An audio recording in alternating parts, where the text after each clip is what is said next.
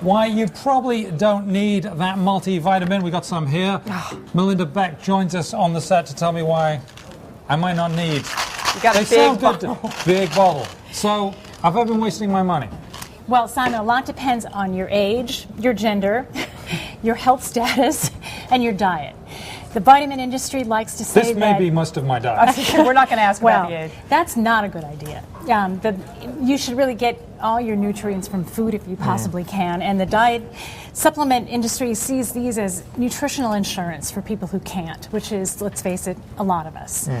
But if you look at the statistics about who is actually buying dietary supplements, and it tends to be people who have other healthy habits as well. They eat well, they tend to have lower body mass indexes, as well as higher education and income. So it's the people who really need them who are not buying them so much. Interesting. And I think you also found in some of your research that what it says on the label is in the vitamin may not actually be in there, which is sort of shocking to me. Yeah, that's a bit of a bait and switch, isn't it? That has been a bit of a concern with dietary supplements for a long time because they are regulated much more loosely than over-the-counter drugs or prescription medications.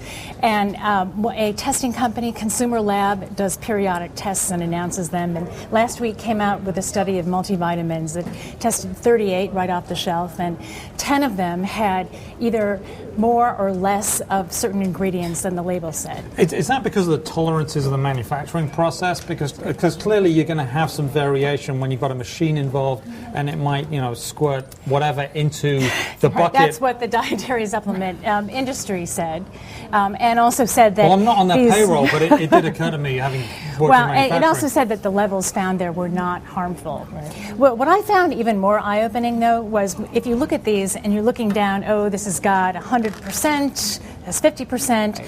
Those go to the daily value, which was a convenience adopted by the FDA some years ago, because in truth the recommendations for each of these things differ depending on how a long time, decades ago? No, in the 70s. Okay. But the recommendations for older men, younger women, kids vary all over the map for each of those. And so the listed value there is generally the highest need in the population. But it's also as of 1968, and a lot of these recommendations have changed quite a bit, but they haven't updated this. Now, so you could be getting a lot more than you probably should of, say, iron. We know that it's not harmful, though, right? That much we know. It might be more than we should be getting, but it's not killing us. As a general, yes, but individual people do have different needs. And if you're on medication, for example, if you need blood thinning medication, you should really steer away from vitamin K.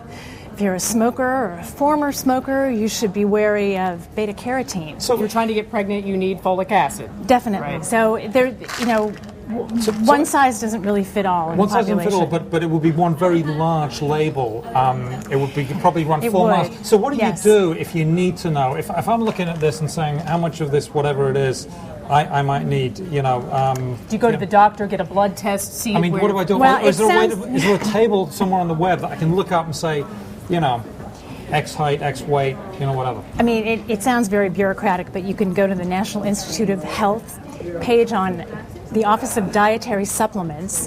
There's an Office of Dietary Supplements? That's brilliant. Yes. Wow. They really do have the most up-to-date and conservative but officially sanctioned information. But as Wendy was saying, and it sounds so trite, but it really is useful, sit down with your doctor because he or she knows what your individual health conditions are, what medications you might be on, and you really may need some specific advice before you go to the vitamin aisle.